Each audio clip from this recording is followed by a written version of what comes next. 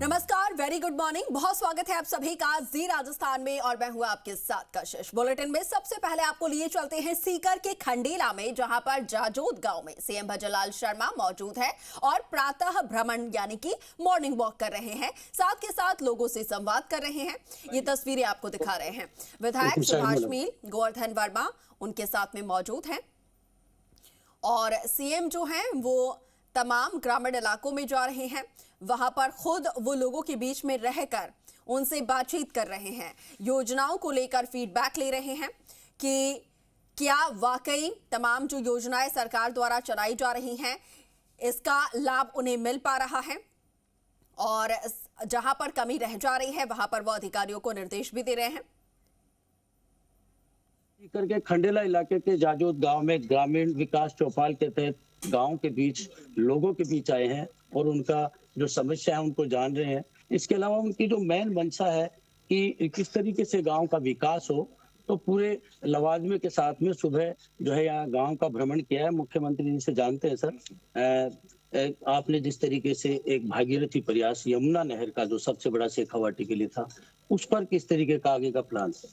देखिए, हमारा यमुना समझौता हम आते ही हमने किया है, क्योंकि हमारे यशस्वी प्रधानमंत्री नरेंद्र मोदी जी कहते हैं कि किसान की जमीन को पानी मिल जाए, पीने को शुद्ध पानी मिल जाए, इससे बड़ी बात हुई नहीं सकती। यमुना समझौता बहुत लंबे समय से 94 से राजनीतिक कारणों से वो हो नहीं पाया,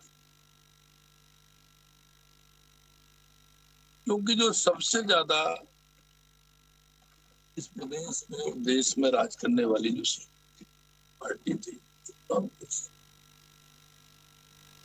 उसने कभी किसान, मजदूर, महिला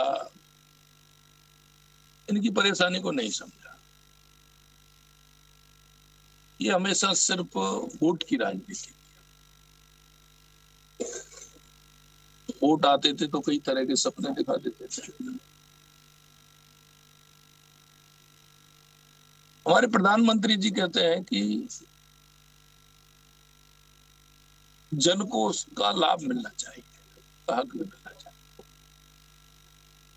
हमारा यमुना समझौता काफी पुराना था। हमारी सरकार ने आते ही केंद्र सरकार, हरियाणा सरकार और राजस्थान सरकार ने मिलकर के उसका सफल किया। या जब मैं बात करता था तो लोग कहते थे कि हरियाणा के लोग नहीं माने। कई बार ऐसा हुआ है कि यहाँ भी कांग्रेस की सरकार है, हरियाणा में भी कांग्रेस की सरकार रही है, केंद्र में भी सरकार रही है, लेकिन उनके प्रयास नहीं हुए।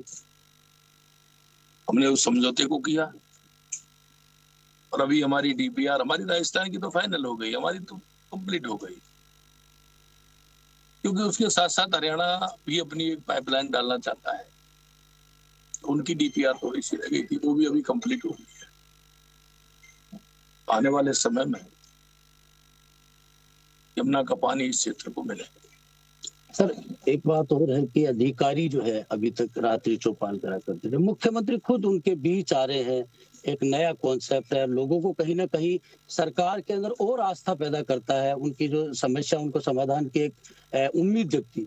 देखो, मैं आपको कहता हूँ कि अब तक जो होते थे वो अनप्लान्ड विकास होते थे।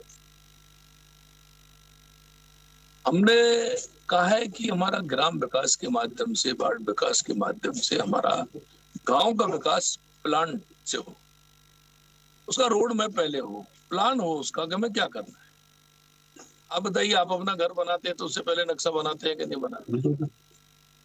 तो क्या हमें हमारे गांव का, हमारे क्षेत्र का नक्शा बनाना चाहिए कि नहीं बनाना चाहिए? जनसंख्या का आधार उसमें लेना चाहिए, जनता की उपयोगिता का काम है वो होना चाहिए। इन सारे विषयों को लेकर के हम ग्राम विकास और वार्ड विकास का एक रोड मैप बनवा रहे हैं। उस रोड मैप के माध्यम से हमारे गांव का विकास, सुनिश्चित विकास कैसे हो सकता है, जरूरतमंद विकास कैसे हो सकता है। अभी मैं किसी से पूछूं 10 लोग बता देंगे ये भी है, ये भी है, लेकिन उसका प्लान होना चाहिए। वो हमारा प्लान पूरे राजस्थान के अंदर वो हमारा प्लान चल रहा है।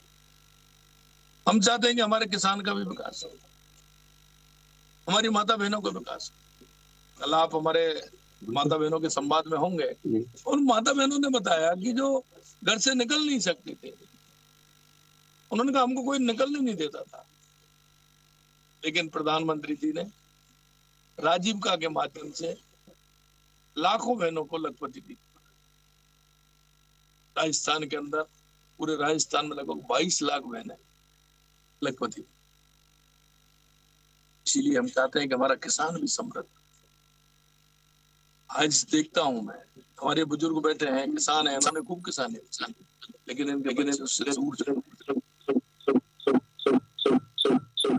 वो दूसरी जगह किसी धंधे के लिए भटक रहे हैं। हम चाहते हैं कि वो नहीं भटके। हमारी खेती लाभकारी खेती कैसे बने, सही तरह से उसका हम उपयोग कैसे कर सकते हैं। आपके सामने बताया एक ने कि 2 बीघे और 100 बीघे जमीन के बराबर में 2 बीघे में पैदा लेता हूँ। आपके सामने कहा देगा। हम चाहते हैं कि हमारे किसानों के बच्चे आगे आए और वो लाभकारी। आज वो माता पिता से दूर छोटी सी नौकरी के लिए जाते हैं, माता पिता पीछे घर में बड़ी परेशानी होती है। और जब मेरे नौजवान को उस गांव में, उसी एरिया में अगर उसको खेती के माध्यम से उसको रोजगार मिलेगा, माता पिताजी की सेवा भी करेगा, परिवार की पालन भी करेगा, उससे उसका जीवन एक बेहतर जी सके। आपका सर नौकरियों का पर विशेष फोकस रहा, साथ में अब आपका ये कहना है कि एग्रीकल्चर की ओर युवाओं को जोड़े ताकि नौकरी लेने वाले नहीं नौकरी देने वाले बने। मैं एग्रीकल्चर की तरफ नहीं, राजस्थान बहुत पोटेंशियल है। राजस्थान में बहुत संभावना है, हर क्षेत्र में, कृषि के क्षेत्र में भी संभावना है, पर्यटन के क्षेत्र में संभावना है, उद्योग के क्षेत्र में संभावना है। यहाँ ऐसा नहीं है राजस्थान। आज मैं शेखावाटी की बात करूं तो मैंने यमुना की बात तो की है, लेकिन वहां के पर्यटन की भी बात की है। हवेलियां सर यहाँ पे, आज यहाँ जो मैं पिछली बार जब 1 साल पहले मैं यहाँ आया था, मेरे को हवेलियां दिखी थी, बहुत सुंदर हवेलियां हैं। इमारत बना सकते, हवेलियां नहीं बन सकती, वो हमारी विरासत है। उस विरासत को संजोने का काम करना है। मैं गया था फतेहपुर में हमारे सरपंच के घर, जब मैंने हवेलियों को देखा, उस दिन ही मैंने कलेक्टरों को निर्देश किया कि एक भी हवेली नहीं टूटनी चाहिए। और आज मैं कह सकता हूं कि हमने 1100 हवेलियों को चिन्हित किया और उन 1100 हवेलियों में लगभग 662 हवेलियों का हमने काम प्रारंभ किया। वो हमारा पर्यटन को भी बढ़ाएगी, हमारी विरासत को भी रखेगी, लोगों को रोजगार भी उसका मिलेगा। हम चाहते हैं हर क्षेत्र में रोजगार मिले, इसके लिए हम काम कर रहे हैं। सर एक लास्ट सवाल है कि आपने कहा कि अगला जो बजट होगा उसके लिए मेरा सर्वे का काम चल रहा है, तो ग्रामीणों का सीधा फोकस सरकार के बीच में और बजट में उनकी भागीदारी। देखिए, मैंने एक बात कही, हमारी प्रायोरिटी क्या है, क्योंकि आप भी जानते हैं एक साथ तो पूरा कोई नहीं कर सकता है। आप घर परिवार चलाते हो, घर में भी आपको प्रायोरिटी तय करनी पड़ती है कि बेटी की शादी करनी है, कि किसी को दुकान खुलवानी है, किसी को मकान दिलवाना है, किसी को गाड़ी खरीदवानी है। ये सारी चीजें आप घर में बैठ करके प्लान करते हो, वही सरकार का है। सरकार ये प्लान करती है कि ज्यादा से ज्यादा लाभ हमारे जन को कैसे मिल सके, पूरी तरह से हमारा विकास कैसे हो सके, उसके लिए लगातार हमारी सरकार माननीय मोदी जी के नेतृत्व में हमारी काम करिए। मुख्यमंत्री थे जिन्होंने कहा कि लोगों के विकास के लिए उनके प्रयास। हमारे साथ विधायक सुभाष मीन हुए, तो उनसे भी बात कर लेते हैं। फिलहाल मुख्यमंत्री के साथ में व्यस्त हैं और आप देख सकते हैं मुख्यमंत्री खुद जो है वो अब लोगों से यहाँ पे थाट जो चौपाल है उसमें लोगों से रूबरू होंगे और उनकी समस्याओं को जानेंगे। बिल्कुल, तो देखिए लोगों से रूबरू हुए हैं।